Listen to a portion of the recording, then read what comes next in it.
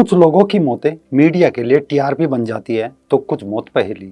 कुछ मौत ऐसी होती है जो हमें संवेदनशील कर जाती है तो कुछ मौत सबके लिए रहस्य बन जाती है।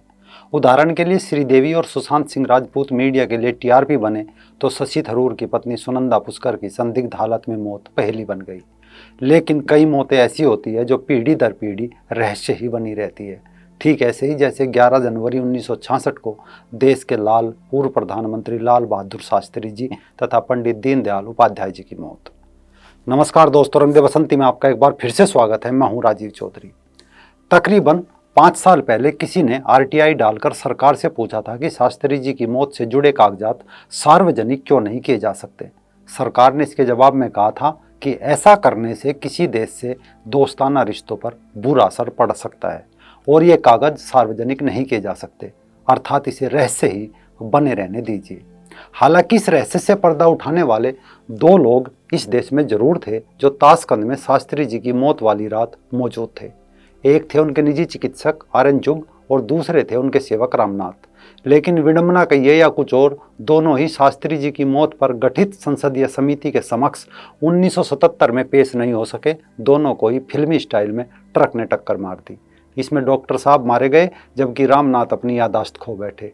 हाँ, ये जरूर बताया जाता है कि समिति के सामने गवाही से पहले रामनाथ ने शास्त्री जी के परिजनों से सीने पर चढ़े किसी बोझ का जिक्र किया था जिसे वह उतारना चाहते थे। तो चलिए देखते हैं 11 जनवरी 1966 की उस मनहूस रात को क्या क्या हुआ था जब शास्त्री जी पाकिस्तान से समझौता करने सोवियत संघ के ताशकंद में पहुंचे थे। बात साल 1965 की भारत पाक लड़ाई के बाद ताशकंद में समझौता हो रहा था। शास्त्री जी और जनरल अयूब खान में खूब बातें हुई थी। दोनों एक बात पर राजी हो गए थे, पर शास्त्री जी को एक डर सता रहा था।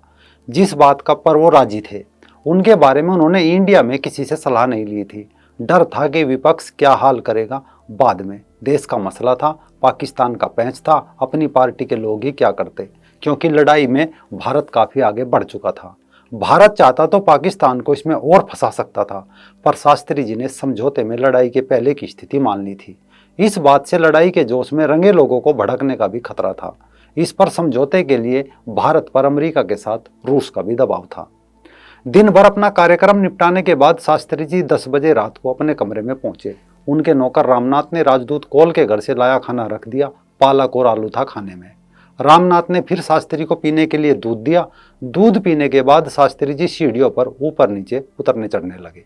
फिर रामनाथ बोले कि जाओ अब सो जाओ, क्योंकि अगले दिन काबुल जाना था। रामनाथ ने कहा यहीं फर्श पर सो जाता हूं, पर शास्त्री जी ने मना कर दिया। रात के 1:30 बजे सामान पैक हो रहा था, तभी उनके पर्सनल सेक्रेटरी जगन्नाथ साय ने शास्त्री जी को अपने दरवाजे पर आते देखा। बहुत मुश्किल से बोल रहे थे कि डॉक्टर साहब कहाँ हैं। लोगों ने उनको पानी दिया, फिर उनके कमरे में लाकर बेड पर लिटाया। कहा कि बाबूजी आप ठीक हो जाएंगे, पर शास्त्री जी ने अपना सीना छुआ और फिर होश खो बैठे। जब डॉक्टर आए तो पता चला कि मौत हो चुकी थी। इन सब के बीच उस रात वहाँ एक पत्रकार भी था, भारत के वरिष्ठ पत्रकार कुलदीप नैयर, जो अपनी किताब बियॉन्ड द लाइन्स में लिखते हैं कि उस रात मैं नींद में था। तभी उनके दरवाजे पर दस्तक हुई। एक लेडी ने बताया कि आपके प्रधानमंत्री जी मर रहे हैं। कुलदीप भागे, देखा कि बरामदे में सोवियत प्रीमियम अलेक्सी कोसिजिन खड़े थे। हाथ से इशारा किया कि शास्त्री जी मर गए। डॉक्टर आपस में बातें कर रहे थे। शास्त्री जी के पर्सनल डॉक्टर चुग भी वहाँ मौजूद थे। अंदर एक बहुत ही बड़े कमरे में एक बड़ा सा बेड था, उस पर छोटे से शास्त्री जी की बॉडी रखी हुई थी। नीचे उनकी चप्पल पड़ी हुई थी, थर्मस गिरा हुआ था। लग रहा था कि शास्त्री जी ने उसे खोलने की खूब कोशिश की, पर कमरे में कोई बजर नहीं था कि बजा के किसी को बुलाया जा सके। यही वो मुद्दा था जिस पर सरकार ने बाद में संसद में झूठ बोला था। खैर, खबर फैल चुकी थी। ये सुनकर अयूब खान भी दौड़ कर आया। चेहरे से लग रहा था मानो शास्त्री जी की मौत से वो दुखी था, क्योंकि अयूब को लगता था कि शास्त्री जी ही वो आदमी है जिसकी मदद से भारत पाकिस्तान का झगड़ा सुलझा जा सकता है।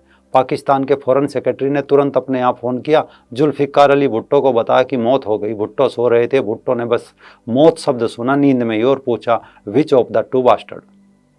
इतने में देखते देखते शास्त्री जी का शरीर नीला पड़ने लगा। शरीर को लेकर अफवाहें उड़ने लगी कि उनको जहर दिया गया है।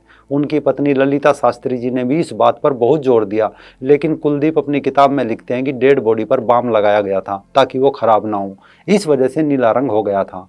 अफवाह इसलिए भी उड़ी क्योंकि पता चला कि उस रात खाना रामनाथ ने नहीं बल्कि राजदूत कोल के घर पर उनके नौकर जान मोहम्मद ने बनाया था।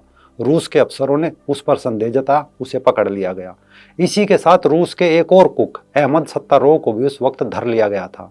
उसके साथ 3 और लोग पकड़े गए। वहीं पर जान मोहम्मद को भी लाया गया। सत्तारोव को लगा कि शास्त्री जी को मोहम्मद ने ही जहर दिया था। बाद में सत्तारोव ने कहा कि हम लोग इतने नर्वस थे कि मेरे सामने मेरे एक साथी की कनपट्टी का एक बाल सफ़ेद हो गया। उसी दिन से मैं हकलाने लगा। हालांकि बाद में सबको छोड़ दिया गया, लेकिन इसमें सोचने वाली एक बात यह भी है कि उसी संदिग्ध जान मोहम्मद को बाद में राष्ट्रपति भवन में नौकरी मिल गई थी।